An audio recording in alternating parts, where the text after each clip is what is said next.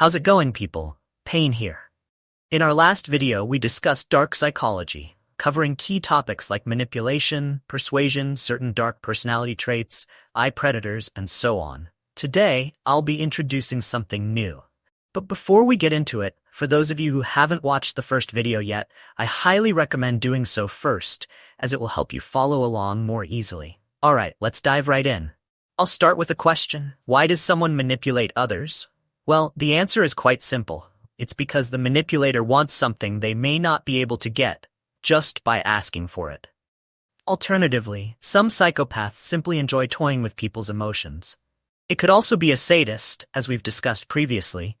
Sadists take pleasure in bullying others and causing harm for no apparent reason. Whatever the reason, they are always getting something in return. And that's why they manipulate or persuade others into doing something for them. I'll be explaining some strategies with examples in future videos. But first, we need to establish a solid foundation. Let's recap what we've covered so far. We understand what dark psychology is. We know the difference between manipulation and persuasion. We've discussed perception, which is incredibly important. I highly recommend checking out my Facebook account, where I've posted 3 pieces on perception manipulation. They're advanced strategies, and you can also find them in our Dark Psychology Facebook group. We've covered psychopathy, Machiavellianism, narcissism, sadism, sociopathy, eye predators, and a few others. Quite a long list already, isn't it?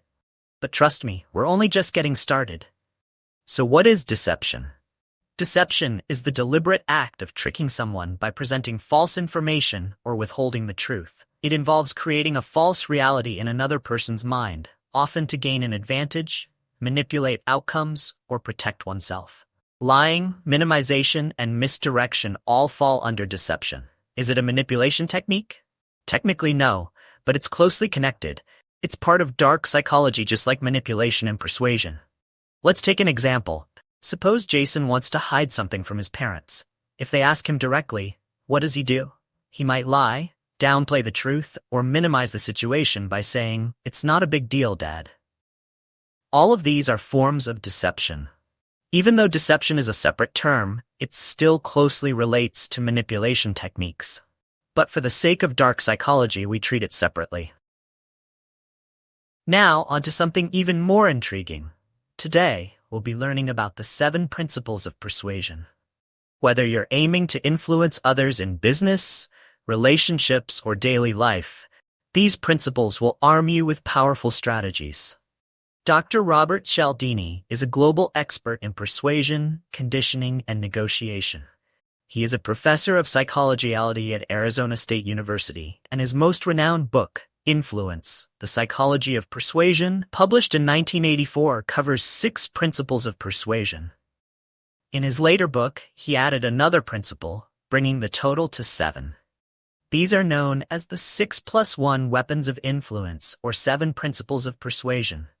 Ready? Let's get into it. Principle 1, Reciprocity. People feel compelled to repay what they've received. Whether it's a small gift, a favor, or useful information, they feel a sense of obligation to return it. This psychological technique is rooted in the idea that, from an early age, society teaches us to reciprocate. A persuasion strategy that leverages this principle is the tasting technique. In supermarkets, when you're invited to taste a product, you instinctively feel you've received something and almost feel obligated to buy the full package. Similarly, when street peddlers give you a small token, like a flower, they're counting on you to feel compelled to give them money in return. How to defend against reciprocity? If someone does you a favor, don't feel obligated to return it unless you truly want to. If it was done out of genuine goodwill, they won't expect anything in return. But if there's an ulterior motive, avoid falling into the trap. Principle 2, Scarcity. We place higher value on things when they're in limited supply. Whether it's a limited time offer or something exclusive, scarcity makes people desire it more. Think of those promotions that say, only 5 left, or 50% off for the first 20 customers. They create a sense of urgency and fear of missing out. FOMO. This principle isn't just for marketing, it applies to our daily interactions as well. If someone makes themselves scarce, we tend to value them more. How to defend against scarcity. Just because something is limited doesn't mean it's worth rushing for. Evaluate whether you truly need the item or information before letting your instincts take over. Principle 3. Authority. We tend to follow advice or orders from people who appear knowledgeable or hold positions of power. That's why adverts feature dentists promoting toothpaste, chefs endorsing kitchen brands, or athletes advertising sports gear. People are more likely to trust someone who seems to be an expert. How to defend against authority. Just because someone in a position of authority suggests something, it doesn't mean they're always right. Take the time to research and verify their claims before deciding. Principle 4. Social proof. When unsure, we tend to follow the behavior of others, assuming it's the correct course of action. This is called the bandwagon effect. For instance, when we exit a subway station and don't know which way to go, we instinctively follow the crowd.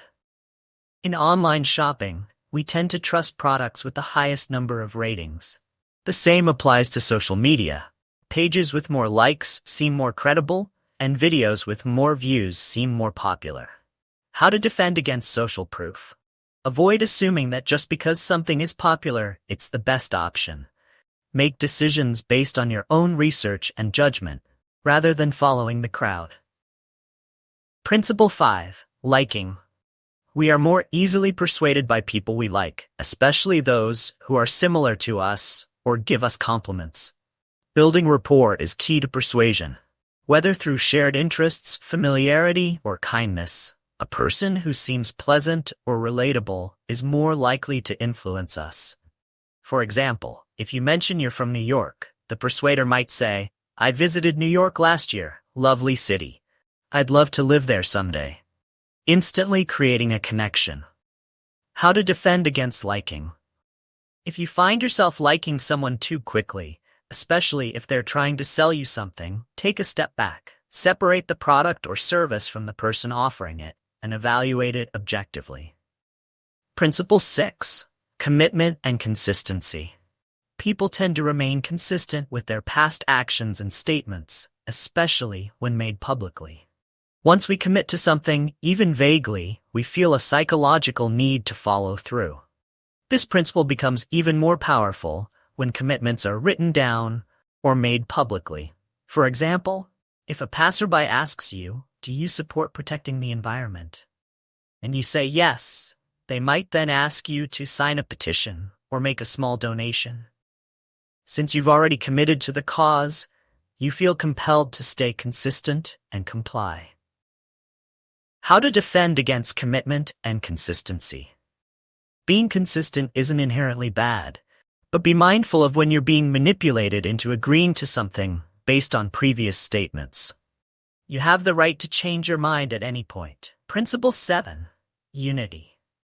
This principle, introduced in 2016 in Cialdini's book Persuasion, revolves around the idea of belonging and shared identity. People are more likely to act for those they consider part of their in-group. This can be exploited through groupthink, where individuals are strongly influenced by the opinions and behaviors of the group they belong to. How to defend against unity. It's challenging, but being aware of this principle can help. Don't be afraid to step away from group decisions if they don't align with your own values or needs. And there you have it, ladies and gentlemen. The 7 principles of persuasion. You can craft an entire strategy around just one of these principles.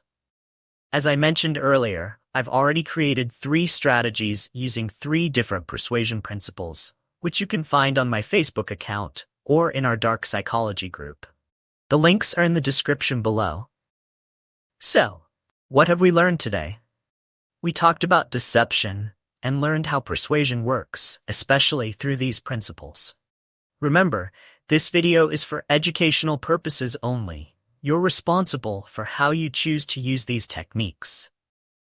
Also, we're now on Discord, where you can easily download top self-help, dark psychology, or body language books. Plus, we've got some useful features there as well. I've pinned the Discord link in the comments. That's all for today. I'll see you in the next video.